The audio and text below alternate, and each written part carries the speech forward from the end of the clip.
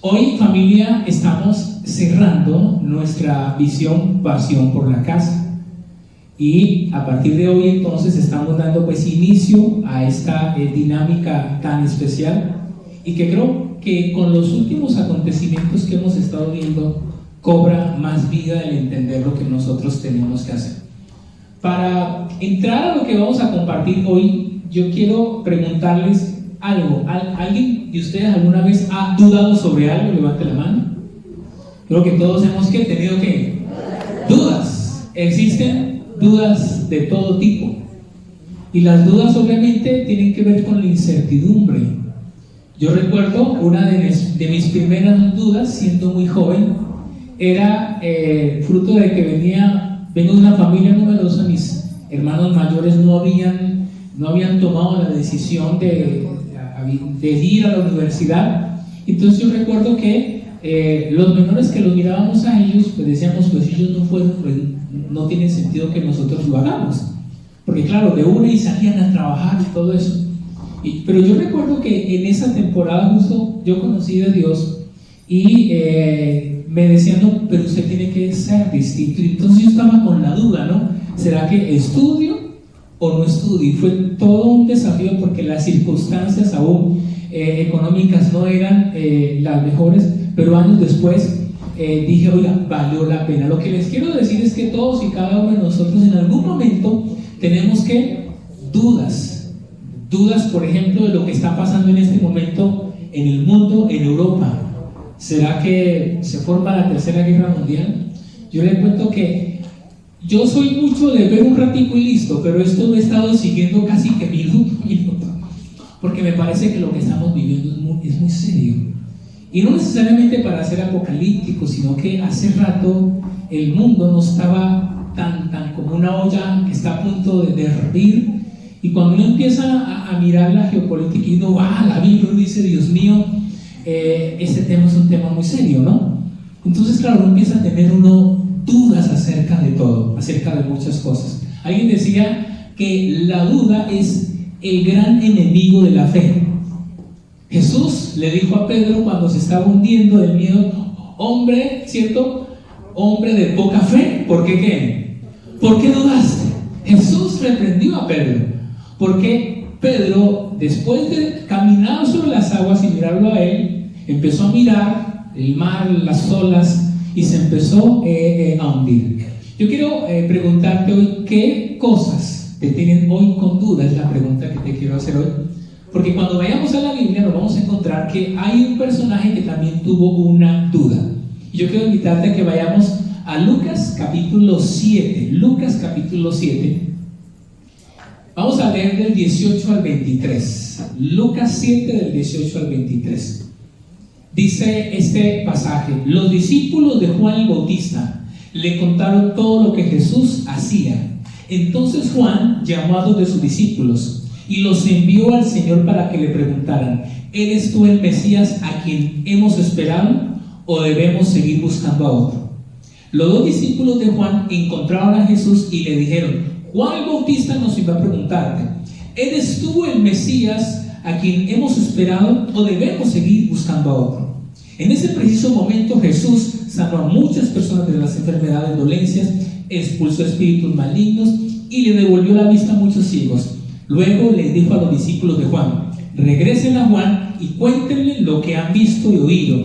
Los ciegos ven, los cojos caminan bien, los que tienen lepra son curados, los sordos oyen, los muertos resucitan, y a los pobres se les predica la buena noticia.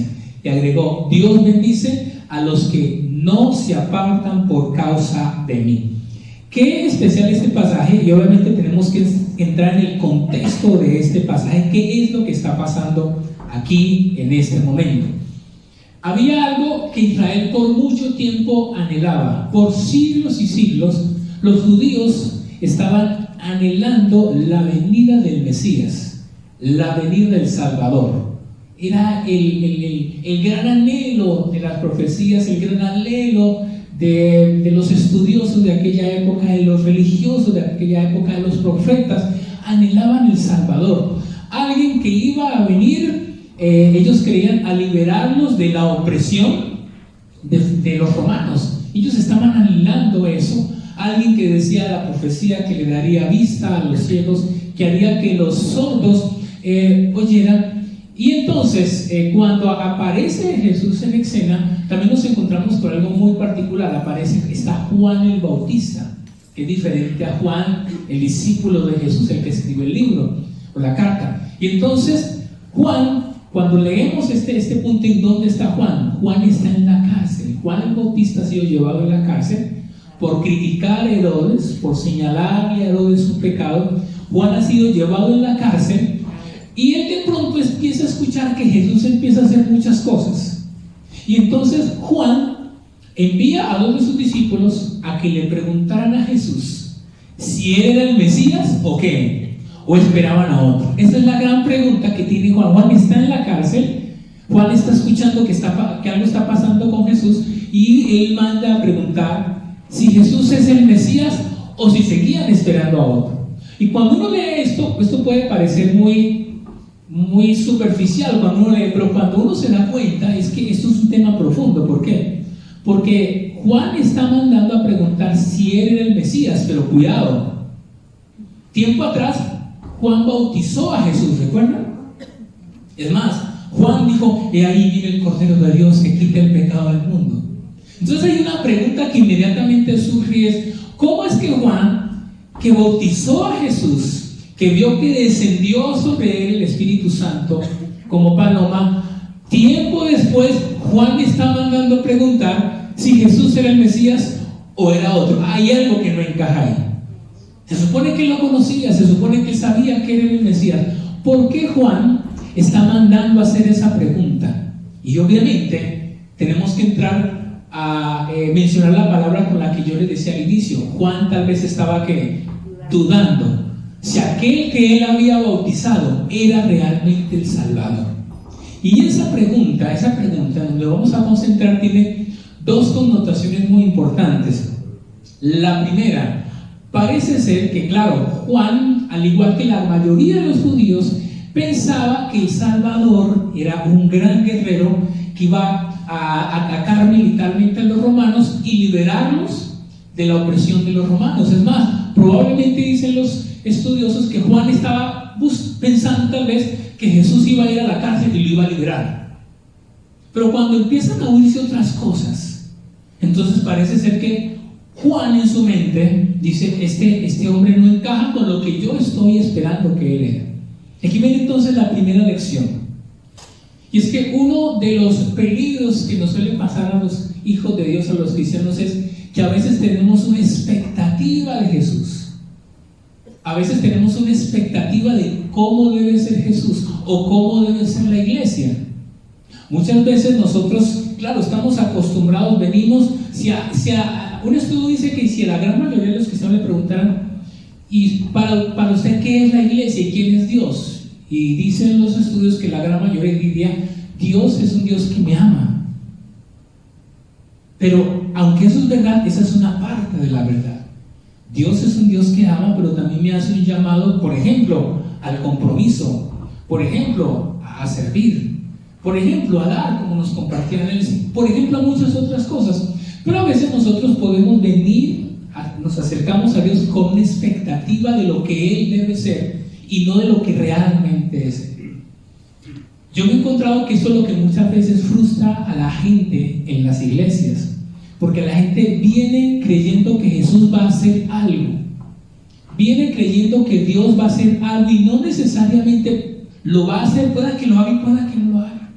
Entonces, cuando yo me acerco a Jesús, a Dios o a la iglesia con mi expectativa de lo que se supone que Dios debe hacer por mí y no lo hace, entro en crisis. Entonces, por ejemplo, vengo para que Dios, no sé, sane a un ser querido y Dios se lo lleva y se muere. Entonces hay gente que se pone mal, porque al igual que Juan el Bautista, Juan estaba tal vez dudando. Si le mandó a preguntar, estaba tal vez dudando, porque el Jesús que él oía que estaba haciendo cosas no encajaba con el Jesús que él esperaba, no encajaba con las expectativas que él tenía.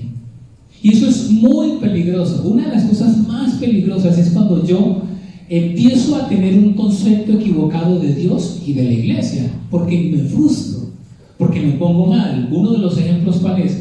Judas. Judas se une al grupo de Jesús, es llamado por Jesús, y por un buen tiempo Judas camina con Jesús, pero con el paso del tiempo Judas se va desilusionando de Jesús.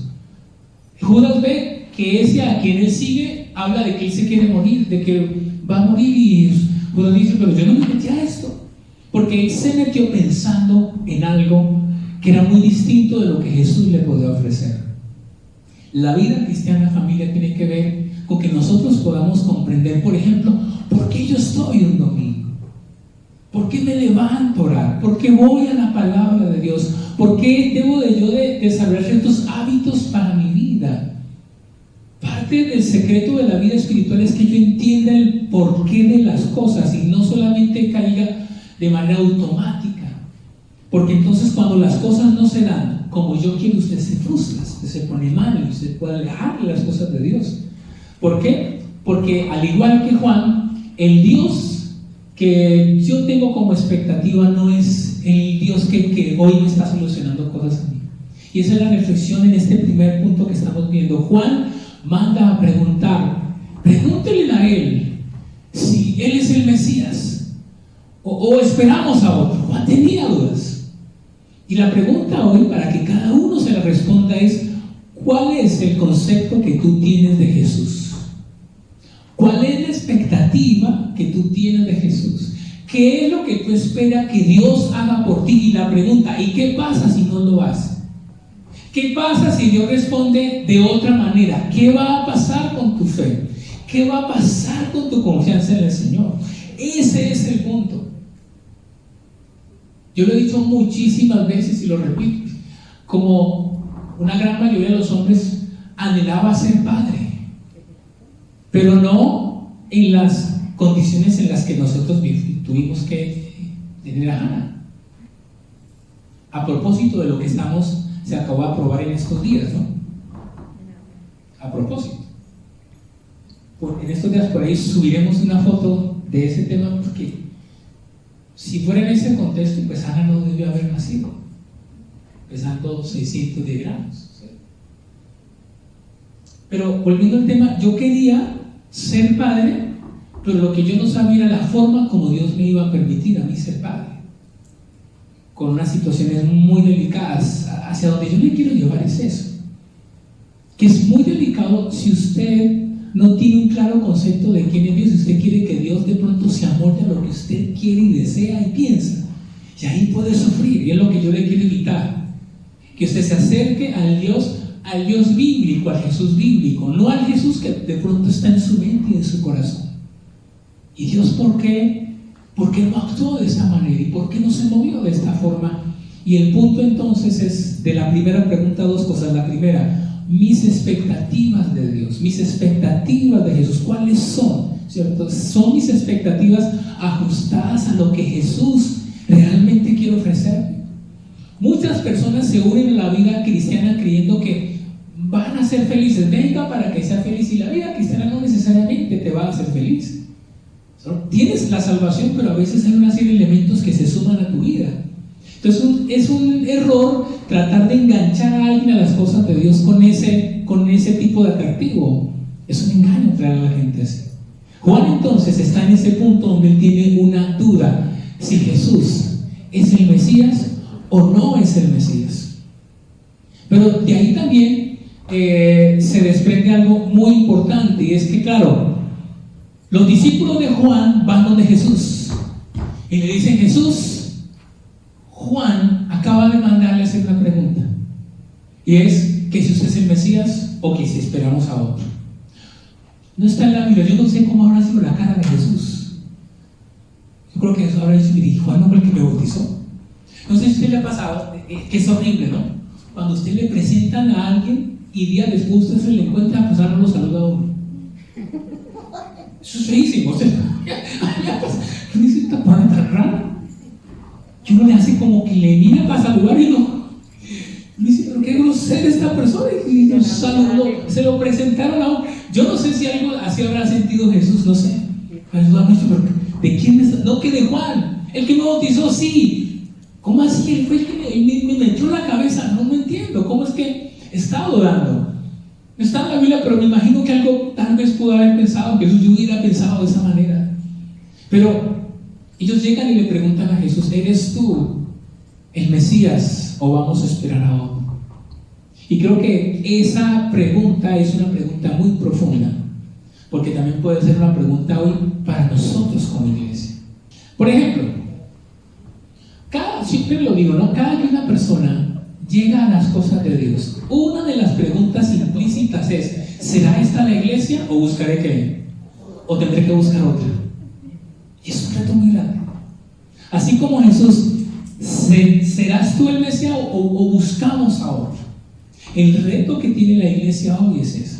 Qué tremendo, ¿no? Que alguien llega y todo el que llega de alguna manera está haciéndose la misma pregunta, consciente o inconsciente: ¿será esta la iglesia en la que me debo de quedar? ¿O buscaré a otra? ¿Será este el sitio donde voy a ser atendido, donde voy a ser recibido, donde voy a ser arropado, donde me van a enseñar a orar, donde me van a enseñar a hablar de Dios? ¿Será esta la iglesia? ¿O yo tendré que buscar otra? ¿Será esta la iglesia donde me van a enseñar o me van a manipular? ¿Será esta la iglesia? Esa es la pregunta que la gente se está haciendo. Alguien dice que la gente no es que no crea en Dios, es que no cree en la iglesia. Qué distinto. No, yo creo en Dios. Y no, yo no quiero ir por allá. No, pero en Dios no, yo sí creo en Dios. Se cree en Dios, pero la imagen de la iglesia está tristemente afectada. Y la pregunta que le hacen los discípulos de Juan a Jesús, creo que es la misma pregunta que hoy nosotros tenemos el reto de responder. Somos, ¿cierto?, la iglesia que Bucaramanga y su zona metropolitana está esperando, o la gente tendrá que ir a otra. Seremos esa iglesia. Ese es el reto. Y por eso cuando hablamos de pasión por la casa, por ahí va la cosa, porque realmente tenemos que ser una iglesia de respuesta. Si no, seremos una más. Y entonces esa es la pregunta que le hacen a Jesús. Pero ¿sabe qué me llama la atención? Que Jesús responde con da alguna respuesta. Si uno analiza, ¿el qué hizo? Dice, en ese mismo instante, ¿qué empezó a hacer Jesús? Sanó una cosa, la otra. Y luego le dijo, bueno, y dígale a Juan que esto es lo que yo hago. Aquí yo aprendí algo tremendo, y es que Jesús respondió con hechos. Jesús respondió con hechos. ¿Cuál es el reto que tenemos como iglesia? Que cada que la gente llegue a la casa de Dios y se pregunte, ¿será esta la iglesia? Nosotros podamos decir, sin darle muchas explicaciones, mira, esto es lo que nosotros hacemos, esto es lo que nosotros somos, esto es lo que hemos hecho como iglesia, esto es lo que estamos haciendo, esto es lo que estamos impactando. Que mostremos hechos, los cuales yo tengo que decir, en este momento los tenemos muy poquitos, pero tenemos que movernos hacia allá. ¿Sí? Que la gente, Jesús no se puso, no, venga, yo les explico las profecías. No, Jesús dio ¿qué? Hechos. Sanó una cosa, la otra, liberó, y inmediatamente dijo, bueno, díganle a Juan lo que ustedes están viendo. Y esa es la invitación que hoy yo quiero hacerles, familia como iglesia. Y un reto muy grande de cara aún a propósito a todo lo que está pasando, todo lo que estamos viendo en este momento. Estos últimos días, insisto, han sido días pesados, porque se dio el proceso de la aprobación del aborto, que eso ya venía avanzando y tremendamente. Luego en estos días, bueno, ustedes nos dimos cuenta de la noticia de la niña que mataron por acá, y ahí mismo, o sea, medio descansando de la pandemia, y entra esta guerra. Y entonces uno dice, ok, vamos a orar como iglesia, pero creo que hay que ir más allá de la oración. Y pasión por la casa de alguna manera busca eso. ¿Qué nosotros podemos hacer? yo me preguntaba cómo contactar a la familia de la niña. ¿Qué podíamos hacer nosotros? ¿Cómo podíamos? Como alguien decía, tal vez no lo podremos hacer todo, pero podemos hacer algo. Claro, ¿qué podemos hacer? ¿Qué opciones hay? ¿Qué situación puede haber? ¿Tendrá la señora lo suficiente? No sé si no conozco el nivel social para el proceso del fallecimiento, para pagar las cosas. ¿Tendrán? ¿Qué podemos hacer nosotros? Ese es el punto, y hacia allá, o sea, le voy soltando cosas, o sea, hacia allá nos tenemos que mover. Porque ¿son ustedes la iglesia? No, sí, nosotros oramos, lo cual amo y creo en la oración. ¿Y son ustedes la iglesia? Y sí, pues solo oramos, y solo nos reunimos, y solo sí. ¿Y qué más? ¿Cuáles son sus hechos? Jesús dijo, no le voy a dar explicaciones, empezó a moverse. Muchas veces, a veces nosotros podemos tener el concepto del Jesús de las películas, de ese que va así como casi levitante y con un cordero en el hombro así. Levita y resulta que el Jesús bíblico no es eso, es el de las películas. El Jesús bíblico, ¿qué hacía? Se metía en una cosa, se metía en otra, tocaba al leproso, hacía acá, se metía, lo criticaban porque se metía en todos lados, porque llevaba el mensaje. Por eso dijo, vayan, díganle a Juan, no soy alguien distante de la gente, estoy sanando, estoy haciendo esto, a los pobres se les predica, se les hace esto. Con hechos. ¿Podremos nosotros como iglesia responder con hechos? Hoy no, pero sí se puede. Sí se puede. Ese es el propósito. Yo le decía al Señor, porque una de las oraciones que uno tiene que hacer como pastor es, ¿cuál es el papel de la iglesia en la ciudad? Esa ha sido mi oración. ¿Qué es lo que nosotros tenemos que hacer? Cada iglesia tiene un enfoque, un estilo, una manera de... Y yo le decía al Señor, y le hago mi corazón, yo le decía, Señor, nosotros no somos la iglesia de la gran banda musical. Esa es mi corazón, yo digo de todos. Señor, nosotros no somos la iglesia, porque hay una cantidad de estilos, nosotros no somos la iglesia cool. Señor, yo no soy el pastor que manipula, vas a sentir, hermana, yo no soy eso, yo no soy capaz de hacer eso, familia. Yo no soy capaz de hacer eso. ¿Ya? Lo diré si es verdad, si no, yo no lo voy a poner en el Hawái. Entonces yo le decía, Señor, ¿cuál es nuestro papel? ¿Qué es lo que podemos hacer que impacte la ciudad, que las personas se acerquen a ti? ¿Qué es lo que nosotros podemos? Y algo que Dios nos ha venido inquietando y me ha venido inquietando ha sido con esta visión. ¿Qué es lo que nosotros podemos hacer? Porque la gente se pregunta, ¿son ustedes la iglesia? ¿O son una iglesia más? Que se reúne y que pide plata y que una cosa y que la otra y que es. O son iglesias que son de respuesta, que hacen algo, que hacen presencia, claro, que oran, que interceden. ¿Qué podemos hacer? Mirando con este problema en Ucrania, yo decía, Señor, ¿qué podemos hacer? ¿Se puede enviar algo?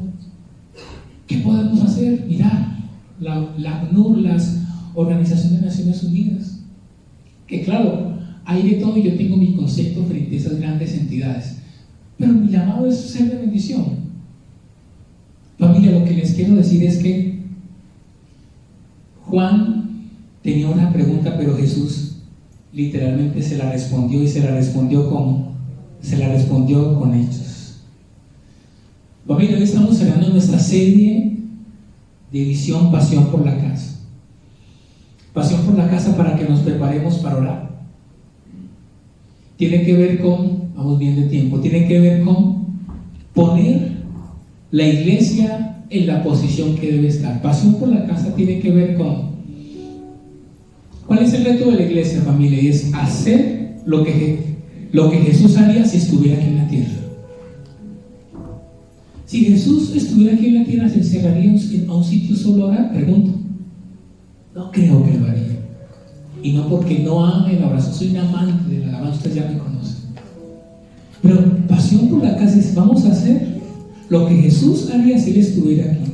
Ahora, ¿eso qué implica? ¿Sabes una cosa, familia? Implica un cambio de paradigma. ¿Cuál es el cambio de paradigma? Que ya no solamente vengo a recibir, sino que también yo vengo a ¿qué? A dar. Ya no solamente vengo a recibir, implica un cambio de paradigma. Ya no soy el bien pasivo, sino que ahora soy ¿qué? Yo actúo. ¿Qué puedo hacer? ¿Cómo puedo aportar? Claro, desde los voluntarios, una cosa o la otra. ¿Qué podemos hacer? Implica dar ese giro. Pasión por la casa implica algo, familia, y es a veces haremos el trabajo sucio. Jesús entra a un sitio y todos están sentados y nadie quiere lavar los pies al otro, pero Jesús ¿qué hace? Tomó la toalla e hizo lo que nadie quería hacer, porque como no estaba el esclavo, nadie lo quería hacer. Nadie lo quería hacer. Y pasión por la casa implica a veces, o va a implicar de pronto untarse, de pronto meternos, de pronto actuar sobre ciertas cosas para ser de bendición. Pasión por la casa significa que debemos pasar de la lástima a la compasión, ¿recuerdan? No, ay, qué pesar, no, qué pesar, ¿qué podemos hacer? ¿Qué podemos hacer? Así sea algo pequeño, ¿qué podemos hacer? Porque el anhelo es que cuando pregunten en su barrio, en su ciudad, en donde usted está, ¿son ustedes la iglesia que estoy buscando, o yo tendré que buscar otra iglesia? Qué tremendo eso. Qué bueno que digamos, no sabes una cosa, mira, no te voy a contar mucho, eso es lo que hacemos como iglesia. En nuestra iglesia hacemos esto. No solamente nos reunimos el fin de semana, hacemos esto, hacemos esto, hacemos esto. Hemos empezado con Arcato y vamos a empezar con algo de llegar a los niños, pero hay otras cosas que estamos empezando a hacer. Esa es nuestra iglesia. Si quieres, te puedes unir a este tipo de iglesia. Una iglesia que ama a Dios cuando se congrega, pero que también ama a la gente cuando sale. Y ese es el reto que nosotros tenemos. Porque queremos ser las manos y los pies de Jesús. Así que yo quiero darles de manera oficial y pedirles que nos ayuden a orar la bienvenida a esta visión que hemos adoptado y que hemos adaptado de pasión por la casa. Yo quiero que le demos un aplauso a Dios, por favor.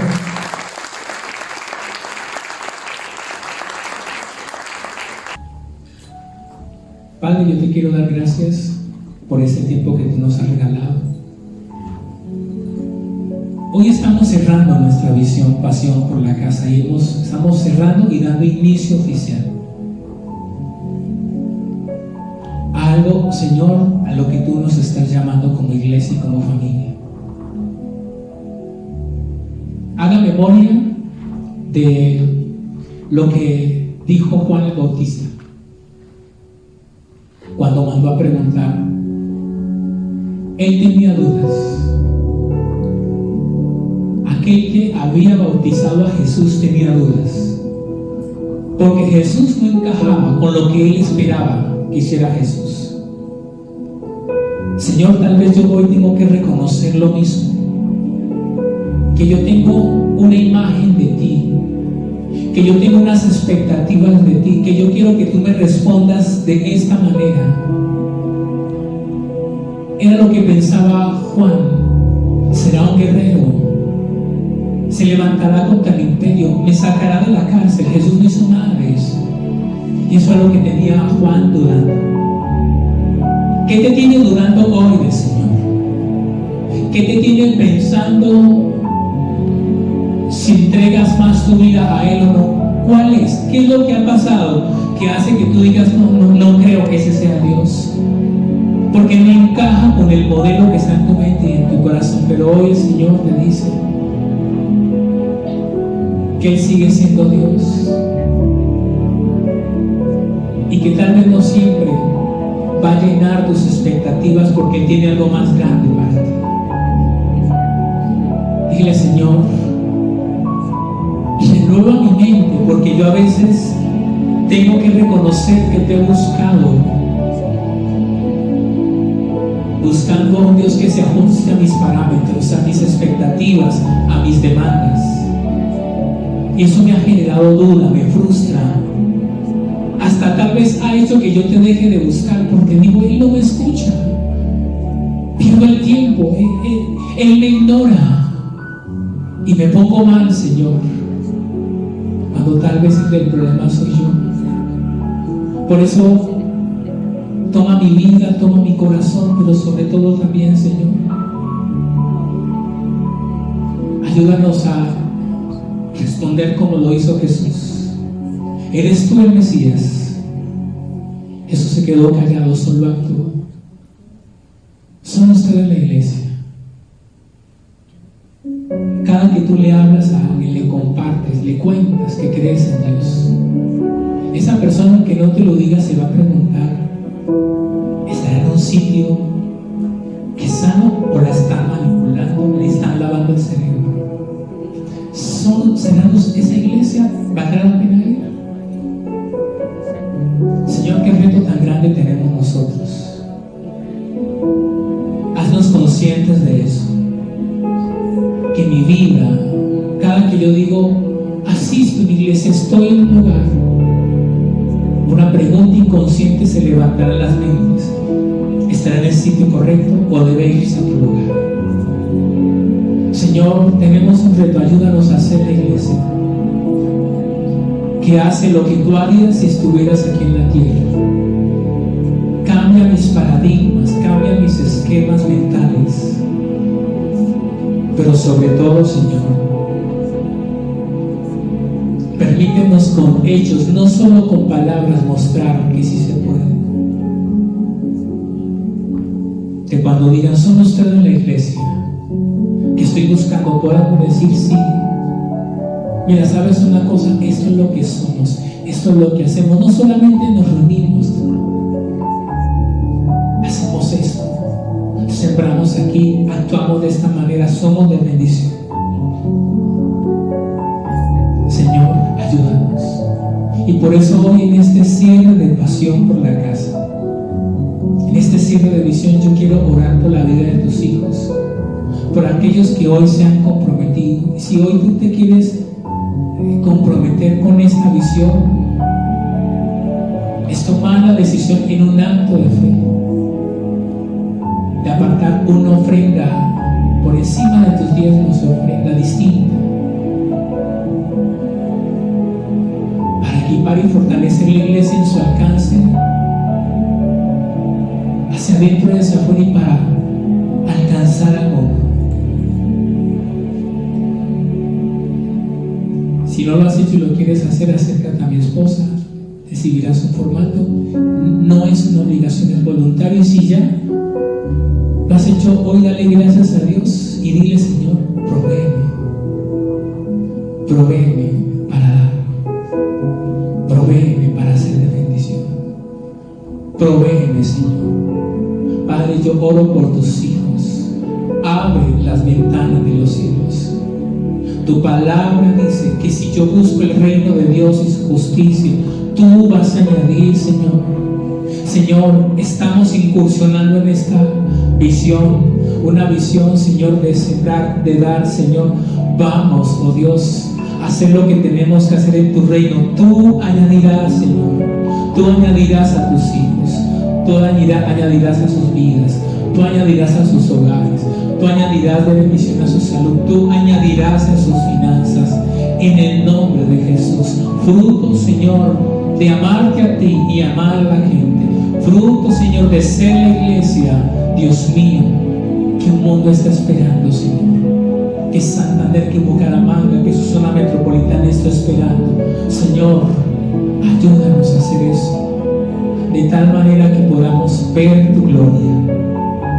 Oro pues por tu vida, por el paso de fe que hoy estás ya confirmando, que iniciaste la semana pasada, pero que hoy lo estás reafirmando. Dile: Señor, es un paso de fe, confío en ti.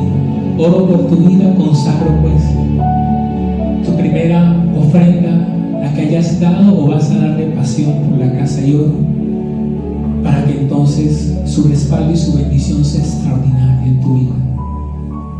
Señor, oramos también por todo lo que entonces esto implicará, Oramos, Señor, para que tu iglesia sea fortalecida, sea implementada y mejore su alcance online, pero también la presencia, Señor, aquí en otras ciudades. Y oramos, ayúdanos a orar por los proyectos que van a venir, por los que ya existen y los que vendrán. Que no levante personas idóneas, que Dios sume personas para que podamos ser de bendición. Señor, danos ojos para identificar necesidades. No lo podremos hacer todo, pero vamos a hacer algo. Vamos a hacer algo. Ayúdanos a pasar de la lástima a la compasión. Padre, yo te quiero dar gracias. Estamos en tus manos, Señor.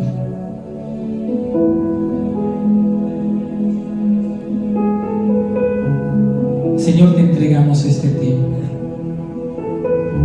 Y ahora, en el nombre de Jesús, mientras tú has dado gracias, has presentado tus ofrendas, pasión por la casa, si no la has depositado, la puedes todavía depositar, o si no, cuando lo hagas online, también lo das a conocer. Y ahora yo te quiero pedir un favor muy especial. Hoy no oramos por sanidad, hoy no oramos por nosotros. Hoy nos vamos a olvidar un poquitico de nosotros y vamos a orar por Colombia y por el mundo. Esa imagen que está acá de alguna manera representa todo lo que está pasando a nivel mundial. Yo quiero pedirle un favor a mi esposa que venga acá adelante, Marta, y que nos unamos en oración con ella.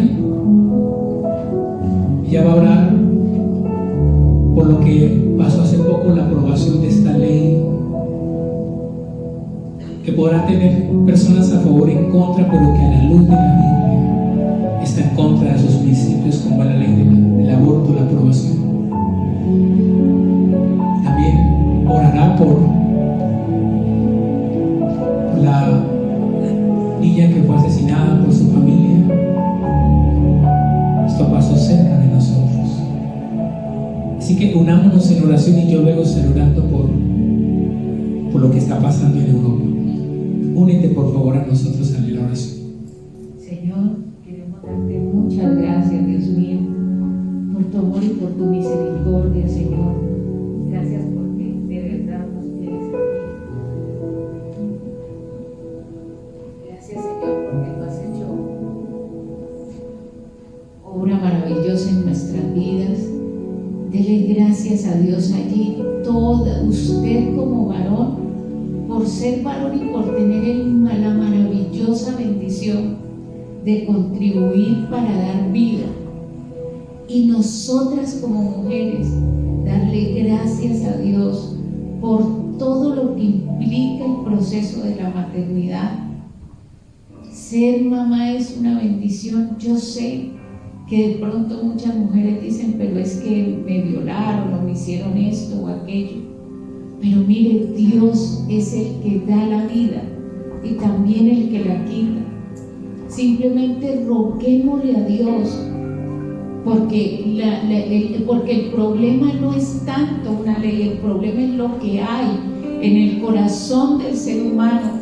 Eso es lo que está haciendo daño. Así que pídale a Dios por su corazón y por su vida y dígale: Señor, por favor, permíteme ver las cosas como tú las ves. Permíteme ver las cosas realmente como son, que no nos dejemos llevar por lo que escuchamos o por lo que se está dando en otros países o en otras culturas, sino que decidamos hacer lo correcto, lo que está bien. Dios mío, ¿cómo vamos a negar que una mujer violada sufre? Claro que sí sufre. ¿Cómo vamos a negar todo eso? No lo podemos tapar, Señor, pero también quitar una vida, Dios mío, también es una carga muy grande. Ni siquiera se piensa en las consecuencias psicológicas que puede traer un aborto, el miedo, la frustración, más de pronto los problemas a nivel de salud.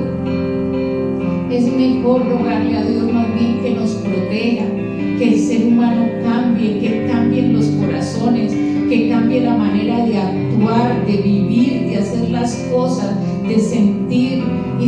Gracias a Dios por el milagro de la vida. Gracias, Señor, porque yo tuve la oportunidad de decir no sigo más con este embarazo por todas las dificultades que habían, Señor. Y hoy yo te puedo decir gracias porque nosotros tomamos la decisión de continuar a pesar de los riesgos, y hoy Hannah está entre nosotros. Señor, yo sé que no es fácil, yo sé que estar enfermo no es fácil, pasar por situaciones de clínicas de salud no es fácil, pero a nosotros no se nos puede olvidar que Dios está por encima de la enfermedad y por encima de cualquier circunstancia dolorosa o difícil. ¿Cuántos testimonios hay de mujeres que fueron abusadas y tuvieron sus hijos, y esos hijos han sido de gran bendición para sus vidas y para la humanidad? ¿Cuántas mujeres esperaron en Dios y Dios sanó, restauró, limpió, sanó? ¿O por qué más bien una mujer antes de tomar esa decisión más bien no dice mejor no hago esto o aquello? Es tiempo en verdad de que le enseñemos a nuestros hijos. Pídele a Dios en este momento que tome tu vida y que podamos hacer lo correcto. Más bien pidámosle a Dios que quite eso de querer robar, de querer quitarle al otro lo que tiene. Qué dolor que esta niña le hayan quitado la vida de esa manera por un bendito celular. Más bien lo que tenemos es que pedirle a Dios que nos ayude a criar a nuestros hijos y que sus bendiciones nos alcancen para no tenerle que quitar nada a nadie, para que otro no llegue y de la manera más infame le quite la vida a otra persona. Más bien roguemos a Dios por una familia, y no solamente esa, sino por tantas familias que aquí en Colombia y en el mundo están perdiendo seres queridos porque otra persona simplemente quiso quitarles o apoderarse de algo que no le corresponde y no le importó la vida de otros. Roguemos a Dios por una familia que está sufriendo. Bendito eres, Señor. Coloca paz en el corazón, Señor, de todos aquellos, Dios mío, que están hoy llorando la muerte de esta niña. Y te rogamos, Señor, también por otras familias que están sufriendo, Señor, que la están pasando mal, Dios mío. Y ahora, Señor, continuamos, Dios mío, rogándote, Señor, para que tú hagas una obra maravillosa en el mundo. No sabemos si estos son tiempos, Señor, de ya del fin del mundo, pero lo que sí podemos hacer es clamarte. Así que continuamos en oración, continuamos rogando, Señor, para que tú metas tu mano y para que hagas tu obra maravillosa. Señor, y ahora queremos interceder y queremos clamar por lo que está pasando en el mundo. Señor, escucha, Señor, tu palabra dice que hay algo especial que tú tienes con los niños. Así que queremos que tú escuches esta oración, Señor.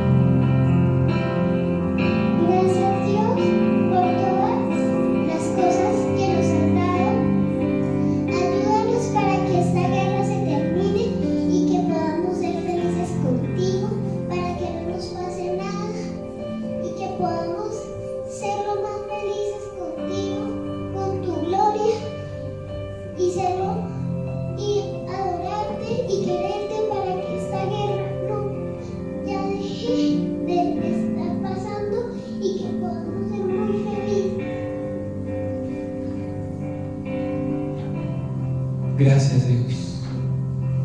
Sé que esta oración ha subido delante de ti y nosotros intercedemos y clamamos porque no nos podemos quedar ajenos. No se trata de estar de un lado o del otro, de un bando o del otro, sino de los que están sufriendo en este momento, de las familias que están siendo afectadas, de los niños que ya han muerto, Señor, de muchos que han tenido que dejar a sus familias y que han muerto de un lado o del otro. La vida igualmente es valiosa. Oramos Señor, por la comunidad europea. Oramos por la OTAN, Señor. Oramos por las dos partes, por el gobierno ruso y por Ucrania, Señor. Oramos, Dios, por todo lo que está pasando a nivel mundial. Sabemos que nada se te escapa a ti. Y hoy, Señor, como iglesia, hemos hecho un acto distinto en nuestra última reunión para interceder. Vamos a leer una oración y clama a Dios. Y te invito a que ese sea tu clamor con todo el corazón. Eso está lejos, pero puede estar tan cerca de nosotros.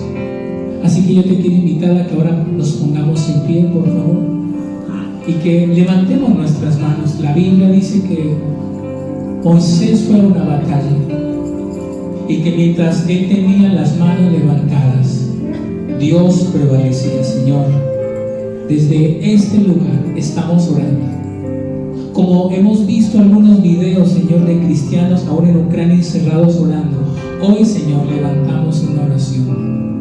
Señor, ellos están lejos físicamente, pero la oración viaja kilómetros y por eso levantamos, Señor, nuestras manos en señal de victoria. Vence, Señor, sobre este conflicto. Trae la paz, Señor. Que se lleguen a acuerdos fundamentales, te lo pedimos en el nombre de Jesús. Hay fuerzas espirituales que se mueven detrás de todo esto. Anulamos, Señor, toda fuerza de maldad, todo espíritu de división, todo espíritu de odio, de rabia, en el nombre de Jesús. Todo espíritu que trae y que lleva a asesinatos, en el nombre de Jesús oramos para que tu unción y tu gloria, así como tenemos levantadas nuestras manos en este domingo, Señor, hay una guerra física, pero también hay una guerra espiritual, Señor, y aquí la estamos, Señor, proclamando, levantando tu nombre en el nombre de Jesús, creyendo que mayor es el que está en nosotros que el que está en el mundo, y creemos, Señor, y nos apropiamos como tus hijos para ser esa iglesia que intercede, para ser esa iglesia que clama en el nombre de Jesús, Señor, para que tú tengas misericordia, como hemos orado por Colombia, pero también como hemos orado por el mundo, Señor. Te damos muchísimas gracias. Dale gracias a Dios. Si estás aquí con alguien de tu casa, de tu familia, acércate, le puedes abrazar. Si no, ora por ellos a la distancia. Señor, gracias por este mes de febrero. Démosle gracias a Él y pongamos el nuevo mes en las manos de Dios. Dile, Señor, que tú vayas con nosotros en el próximo mes, que tu presencia esté con nosotros, que veamos tu respaldo, que veamos tu gloria de una manera sobrenatural. Nosotros te alabamos, nosotros te exaltamos, nosotros te bendecimos y te glorificamos. Te damos muchísimas gracias. Démosle gracias a Él por este tiempo y démosle un aplauso a Él. Así es, un aplauso de fe.